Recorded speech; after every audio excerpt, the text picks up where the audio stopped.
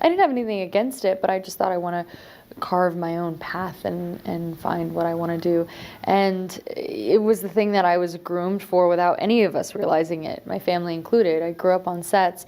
My parents had acting classes my whole life that I went to. Better. There's actually a clip going around, I don't know if you've seen it on Instagram, where you two are in the street and it's where you really kiss for the first time, and she's, sort of showing you, like pulling you into her and showing you how to embrace her. Yeah. And people are loving that. Yeah, I mean, look, Seeing the collaborative effort. I don't think people realize how involved she was in this movie. And she's a producer on the film. Adapting it and growing it and expanding on it. But Colleen was incredible in saying, like, okay, the book is one thing and the movie also is another thing. And we have to make sure that we're not just making a replica of the book if it isn't always the best and most authentic choice for the moment. And I think because of that, it's a very true adaptation of the book. Like, it is very, very, very true to the book and in so many ways. And it also, at the same time, can have an authenticity and a life to it that is even outside of the book slightly, because everybody came to it given the authorship to bring the most honest performance and the most honest interpretation and the most honest pieces of. Hey everyone, welcome back to my channel. It's Katie and I'm so excited about this topic. I've been completely invested in it. I just spent around 6 hours going through court records, legal documents, and even chatting with ChatGPT to get its take on everything. Does anyone else use ChatGPT just to gain some insight? I still do a lot of my own research, but I love using it to ask specific questions on things I might not fully understand. I also spent a ton of time reading different responses from all the parties involved in these lawsuits. Yesterday, we discussed some of the major issues surrounding Blake Lively's situation. First, she's not technically an employee of Wayfair. Second, because she isn't an employee, she worked through a loan-out agency and was under contract. Unless there was a breach of that contract, she doesn't have strong legal grounds to sue. Everything was already settled with the agreement they all signed, which included 17 different protections. Because of that, she can't now claim she was harassed and that nothing was done about it. The very document they all agreed to proves that action was taken to address the issues. She felt comfortable, but as I went through all these responses, a few things stood out to me. One of Blake Lively's claims in her 17-point complaint involved COVID. I'm not sure if you remember, but by 2023, life had pretty much gone back to normal. We live in a world now where COVID just exists. It's something we all have to deal with, like a stronger version of the flu. Personally, I've had it about 3 times, and I absolutely hate it every time. But legally, in 2023, there were no specific requirements for Wayfair to enforce COVID rules on set. What's interesting is that Blake brought up COVID safety when, throughout that spring, she was at Taylor Swift concerts, attending events at Wrexham in March, and watching soccer games in packed stadiums without a mask. She was even in London at Wrexham Stadium just days before she claimed she was exposed to COVID on set. The chances of her getting it from someone there or picking it up elsewhere were just as high. So blaming Wayfair for that is honestly a stretch. It's another one of those exaggerations she's using to push a point she didn't even follow in her personal life. Blake also alleged that Sony and Wayfair both signed the 17-point writer agreement to her contract, but Sony didn't actually sign anything. Sony was just a distributor, not the studio producing the film, so they had no reason to be involved in that contract. They weren't legally tied to her in any way. But I did notice something about Sony's response to her demands. It was clear they were on to her by November 2023. Funny enough, this was actually on my birthday 2 years ago. In an email, Sony stated, "Took a look at this following our conversation, and we have no changes from what we discussed last night. Items 1 through 10, 15, and 17 are basically just yes, of course." What stood out was their surprise that she didn't already have a negotiated rider in place, especially considering the subject matter and content of the book. Or am I misinterpreting her statement? Looking at items 11 through 13, I'd love to hear more about what's behind them and what she's actually hoping to achieve. Of course, I say this with full respect, hoping that a mix of studio representatives and the empowerment of Alex, whoever that may refer to, could help clarify things. Maybe if that's addressed, they won't even need to bring in another A-list producer. Item 14 is a bit unclear. It seems like she approved the stunt double that was hired, but it's not entirely certain. And item 16, that one confuses me as well. Why is the engagement of day players even on this list? Maybe it has to do with some of the more sensitive scenes coming up. Perhaps she's just trying to ensure that the extras involved appear as professional as possible. That would make sense if perception and optics are a concern here. Either way, this seems to be another area needing clarification. More importantly, as discussed, the overall tone of the response has to strike a balance, partly denying the underlying insinuations and accusations while doing so in a way that doesn't escalate tensions or make things worse.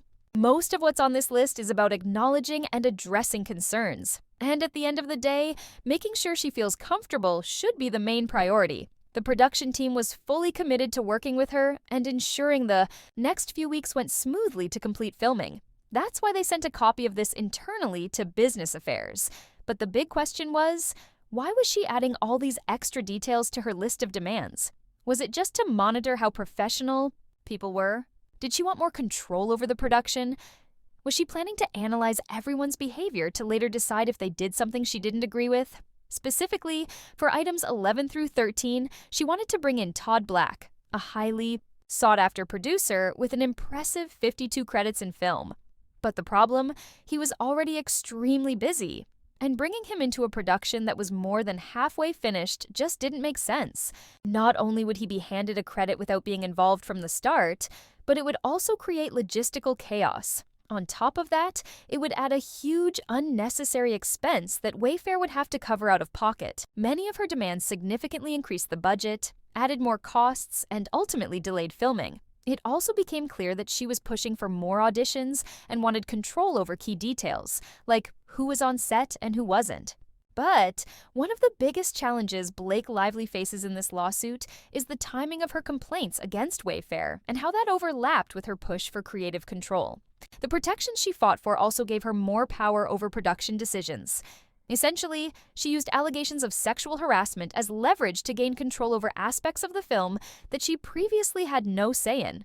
Before, if they told her no, she had to accept it. But after the contract was signed, she suddenly didn't have to hear no anymore. That's going to be a tough argument for her to win, because a jury can look at the timeline and say, wait a minute, this doesn't add up. I even asked ChatGPT about it, and it pointed out that sexual harassment is a serious legal matter. Using it as a tactic for something unrelated, like gaining more influence over a project, could be a major issue in court. Using sexual harassment allegations to gain creative control could lead to serious ethical and legal consequences. If it's proven that the claim was manipulated for personal gain, especially if the harassment itself wasn't real, it could completely backfire. Allegations of harassment are always taken seriously and require solid, undeniable proof. Misusing such claims doesn't just put the accuser at risk of legal repercussions, it also undermines the significance of addressing real instances of harassment.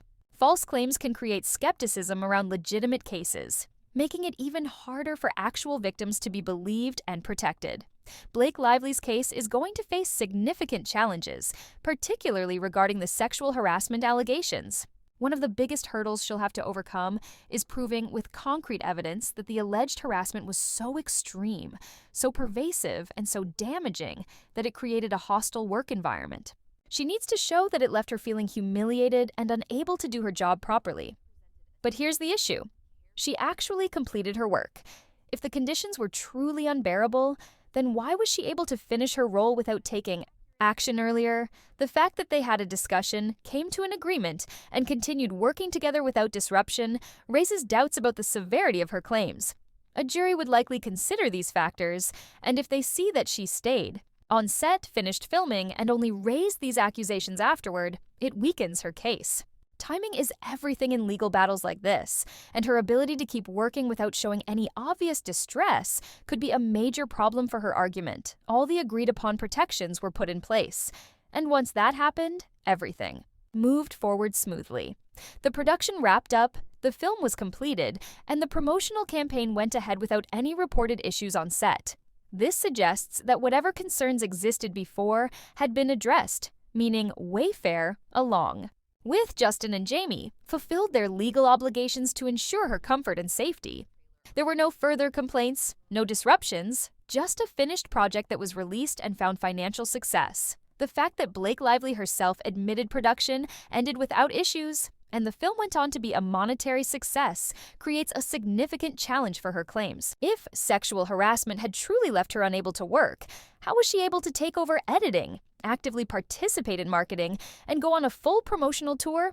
Despite her missteps, where she made questionable comments, downplayed domestic violence, and even embarrassed herself in some interviews, she still saw the process through. She attended events, did press interviews, and was seen engaging with cast and crew. All of this weakens any argument that she was working in a hostile environment for months. From the end of the strike in June to at least December 2024, there was no reported hostility on set. That's a long period of time with no documented issues. It will be incredibly difficult for her to argue that sexual harassment went unaddressed when she continued working, promoting, and benefiting from the film's success. Another major problem? She didn't go through the proper channels to report her claims. If she failed to exhaust the internal remedies outlined in her contract or within the company's policies, then legally, she's going to have a tough time proving her case. Without following protocol, it becomes even harder for her to justify why she's bringing these allegations forward now. For her lawsuit to be valid, Blake Lively was required to go through internal company procedures before taking legal action. However, she failed to file an HR complaint, didn't involve the union, and skipped other formal steps. Instead of allowing the California Civil Rights Department to conduct an investigation, she waived the opportunity. That means she never took the necessary steps to address the issue before jumping straight to a lawsuit. If she didn't attempt to resolve the matter through the company's established channels, it weakens her entire case. The opposing side will argue that her failure to follow due process suggests that she wasn't genuinely seeking resolution, but had other motivations. Another challenge she faces is proving that the alleged misconduct was severe or pervasive enough to qualify as sexual harassment under the law. What she's claiming may not meet the legal standard, and a reasonable juror may find it hard to classify her experiences as rising to that level. There was no quid pro quo, meaning she wasn't pressured into providing sexual favors in exchange for career benefits. That's a key factor in many harassment claims, and it's entirely absent here. Additionally, the concept of a hostile work environment doesn't apply easily to her case, given that she had numerous protections in place. With all the safeguards around her, it's difficult to argue that she worked in an abusive setting. Beyond these legal obstacles, another major issue for Lively is her standing to sue. If she can't pinpoint specific damages or violations that would entitle her to compensation, she has no legal claim to money or other remedies. Her lawsuit seems to rely more on subjective claims rather than clear legal violations. Given that, her opponents will likely argue that not only does her case lack merit, but she also may not even have the legal right to pursue it in the first place. Without strong evidence, documented complaints, or clear proof of severe misconduct, her chances of success in court seem slim at best. Their main defense is simple. They did nothing to harm Blake Lively. They honored their contractual obligations, met every requirement, and fulfilled all agreements with her and Blake Inc. Shub, film was completed, released successfully, promoted, and financially profitable. She was paid, and once the contract ended, they had no further legal duty to her. From a legal standpoint, everything was done properly. However, Blake is now building her case around claims of retaliation, arguing that she suffered harm due to a supposed campaign against her. The real challenge for her will be proving that any backlash she faced was orchestrated rather than a natural response from the public. She is essentially trying to argue that Justin Baldoni manipulated public opinion by spreading the idea that she handled the film's marketing poorly, acted irresponsibly, and focused more on self-promotion than promoting the movie. According to her, this narrative wasn't something people came to believe on their own. She claims Baldoni strategically planted it in people's minds, used influencers and content creators to spread it, and did it all in a way that left no trace of his involvement. But here's the problem. All of these claims are based on speculation. She lacks concrete proof that Baldoni was behind any supposed smear campaign. Without verifiable evidence, it's just a collection of theories that may not hold up in court. A jury will need more than just assumptions. They'll need clear, undeniable proof that her career was deliberately sabotaged. Without it, her argument is weak, and it will be tough to convince anyone that what happened to her wasn't simply the natural reaction of the public. The biggest challenge Blake Lively faces in this case is the fact that she's a public figure. As a celebrity starring in a high-profile film, she was constantly in the spotlight, making public appearances, giving interviews, and sharing her own words with the world. People weren't reacting to some hidden campaign. They were responding directly to what she said and did. Plus, she already had critics who didn't like her, and the book the film was based on was controversial, bringing backlash on its own. Proving that Justin Baldoni orchestrated negative publicity against her will be difficult, if not impossible. Even if there was public criticism, there's no way to separate organic reactions from anything he supposedly planted. And Baldoni himself denies any involvement. More importantly, there's no logical reason for him to sabotage his own film's success. His studio had the most at stake. If the movie failed, it would hurt their bottom line. A smear campaign against the film's lead actress would be a terrible business move, making his company lose money rather than gain anything. On top of that, Baldoni's longtime publicist, Jennifer Ale, has actually filed a countersuit against Stephanie Jones, citing several serious accusations, including false imprisonment. She claims she was locked in a room, had her phone taken, and her personal data illegally searched and handed over to Blake Lively without a subpoena. Additionally, she revealed that Melissa Nathan was brought into the situation around the time of the film's premiere because the online conversation was shifting. People were beginning to ask why Baldoni was absent from the film's marketing efforts, raising questions about his involvement in its promotion. Justin Baldoni's absence from group interviews and promotional events wasn't some calculated move.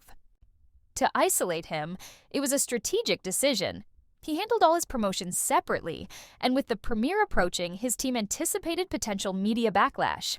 That's why Melissa Nathan was brought in, to protect him, safeguard Wayfair, and manage any crisis that might arise. Reports were already circulating that negative stories about Justin, his faith, and alleged on-set tension with Blake were being shopped around. However, none of this was done to attack Blake. The goal was crisis management, ensuring the film stayed the focus while keeping Justin in the studio out of unnecessary controversy. Looking at it objectively, it's clear that the intent was not to tear Blake down, but to prevent a PR disaster. But Blake refused to acknowledge any missteps on her part. Instead, she's pushing claims with no solid legal ground, making allegations that are difficult to substantiate. The bigger issue is that she has no real legal standing to sue, and the claims she's making don't hold up when examined closely. Once emotions are removed from the conversation and the situation is viewed through a legal lens, the flaws in her argument become obvious. Managing public relations during a high-profile movie release is standard in Hollywood. Framing it as a targeted attack is a stretch, one that will be difficult for her to prove in court. When you strip away the emotions surrounding sexual harassment claims and focus purely on the facts, the key question becomes, does she have the credibility to back up her claims? So far, she hasn't provided any solid evidence or a clear motive for why Justin would retaliate against her. Another major issue is that she waived her claims. This could be one of the strongest arguments against her. She actively participated in the film, took part in PR campaigns, and helped promote the project, campaigns that she and her husband reportedly helped design. The film made a significant amount of money, and she benefited financially. Now, after the fact, she's suing, claiming damages from the very thing she willingly engaged in. Her legal team will struggle to convince a jury that someone who profited from the situation can now turn around and demand more money. It's a tough sell to argue. I earned $4 million, but I made mistakes in my promotion, so now I want more. The waiver of claims in her contract also states that if retaliation occurred, she was supposed to take immediate action. But instead of reporting it right away, she waited 4 months after the film's promotion ended to file a lawsuit, coincidentally just before announcing a new project. This timing raises questions about her motivation. Did she wait to file the lawsuit because she truly suffered from retaliation? Or was it a strategic move to restore her public image before launching a new film?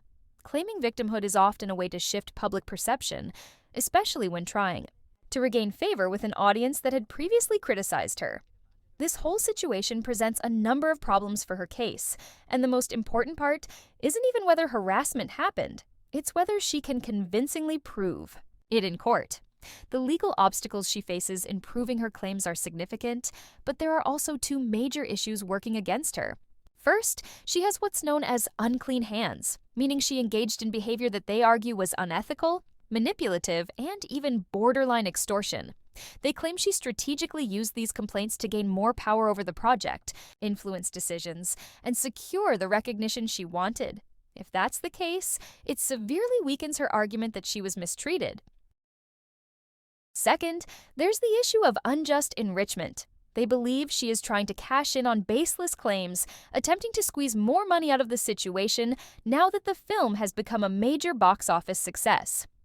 A key question is why she never pursued legal action in past cases where she faced challenges on set. For example, during Rhythm Section, there were well-documented conflicts with the producers, yet she didn't file a lawsuit then. Why? Because that film flopped. There was no financial incentive, but with this project, which made an impressive $350 million and has the potential for a sequel, the stakes are much higher. Now, the argument is that she has a financial motive to tarnish Justin Baldoni's reputation, potentially increasing her own value in the industry. At the heart of her case is the idea that she wasn't compensated fairly. She seems to be saying, I went above and beyond, did extra work without additional pay, so I deserve more money now. But that argument is complicated. If she willingly did extra work outside of her contract, can she later claim she's owed more? That's the hurdle she has to clear, proving that she is entitled to additional compensation despite voluntarily participating in the promotional efforts. The issue of unjust enrichment could be a significant roadblock for her, making her case far more difficult to win. How does she get past the issue of unclean hands? How does she prove significant acts of retaliation when she's already a public figure? The challenge for her is proving she has the legal standing to sue, and from a legal perspective, she just can't. The case is moving forward for now, but if it ever reaches a jury, the odds of her winning seem incredibly slim.